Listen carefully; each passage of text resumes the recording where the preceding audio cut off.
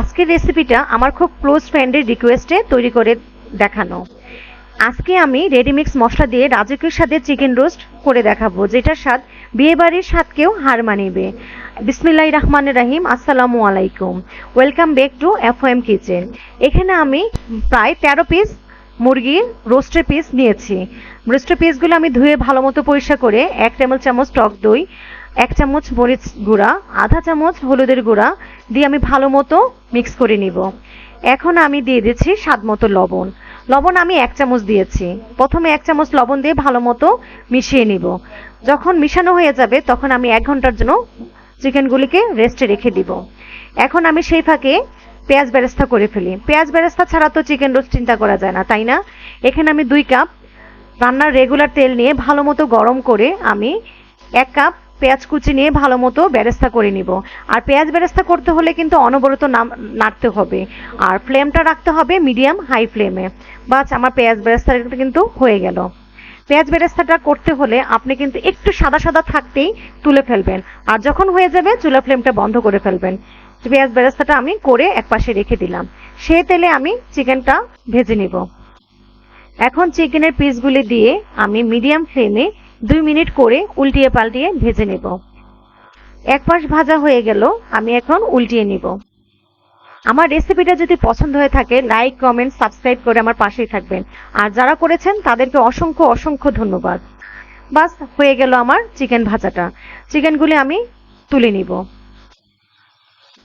এভাবে করে আমি সবগুলি চিকেনের পিস ভেজে নিয়েছি। এইখান থেকে আমি 8 পিস নিব, আর বাকি পিসগুলি আমি একটি বক্সে করে রেখে দিব। যখনই কোনো মেহমান আসলে অথবা মন চাইবে তখন আমি নামিয়ে মশলাটা রেডি করে আমি কিন্তু রোস্ট তৈরি করে ফেলতে পারবো।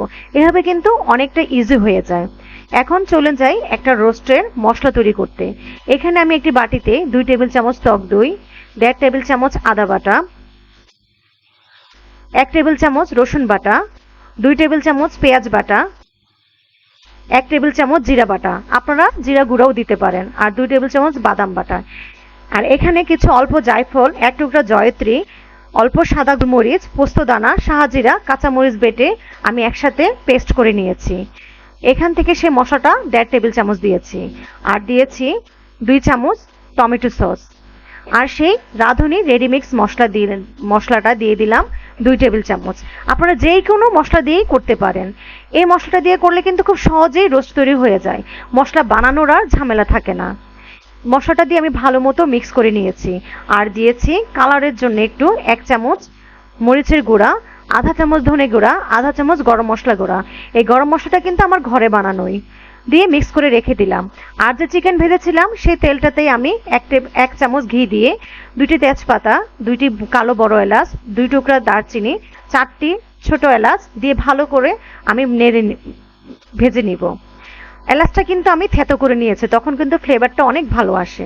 যে মশলাটা আমি রেডি করে রেখেছিলাম সেই মশলাটা তেলে দিয়ে আমি প্রায় 5-6 মিনিট ভেজে নিব।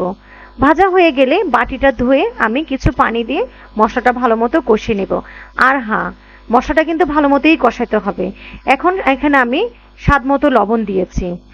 মশলাটা কষানো হয়ে গেলে যখন তেলের উপর উঠবে মনে করবেন না যে মশলাটা কষানো হয়ে গিয়েছে।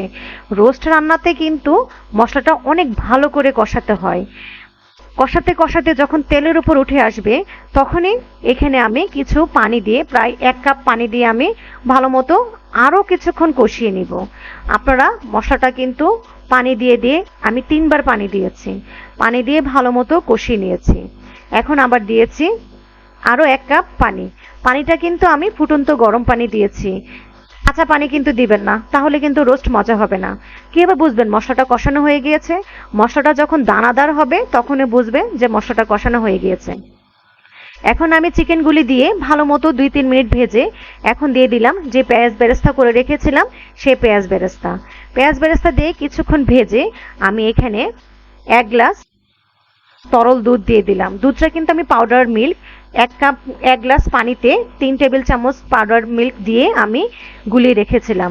দিয়ে আমি এটা দুধটা দিয়ে রান্না করে নিব প্রায় 6-7 মিনিট। রান্না করার পরে যখন এভাবে দেখবেন যে একটু মাখা মাখা হয়েছে তখন আমি 3-4টি কাঁচামরিচ দিলাম। রোস্ট রান্না কিন্তু প্রায় শেষ। এখন আমি দিয়েছি 1 চামচ গোলাপ জল, আর 3-4 ফোঁটা কেওড়া এসেন্স। এইটাই সেই রাজকীয় স্বাদের ফ্লেভারটা নিয়ে আসবে বিয়ে বাড়ির মতো। ট্রাস্ট মি, এভাবে একবার রোস্ট রান্না করে দেখেন, সবাই আপনার প্রশংসা করবে। আর স্বাদের ব্যালেন্সের জন্য এখানে দিয়ে দিচ্ছি 1 চামচ চিনি। চিনিটা দিয়ে আরো কিছুক্ষণ রান্না করব। আমার রোস্ট রান্না কিন্তু শেষ। এখন দিচ্ছি কিছু পেঁয়াজ বেরেস্তা, 1 চামচ গুঁড়া দুধ। গুঁড়া দুধ এখন দিলে রোস্টটা যে কি মজা হয়, একবার ট্রাই করে দেখবেন প্লিজ, আপনার সবাই প্রশংসা করবে। আর দিলাম 1 চামচ ঘি। ঘি দিয়ে আমি কিছুক্ষণ ঢাকনাটা বন্ধ করে দমে রেখে দিব। বাস হয়ে গেল আমার চিকেন রোস্ট। দেখেন তো কত সুন্দর হলো না? আমার রেসিপিটা যদি পছন্দ হয়ে থাকে, লাইক, কমেন্ট, সাবস্ক্রাইব করে প্লিজ আমার পাশেই থাকবেন আর আমাকে ইন্সপায়ার করার সুযোগটা করে দিবেন। আসসালামু আলাইকুম, ভালো থাকবেন, সুস্থ থাকবেন।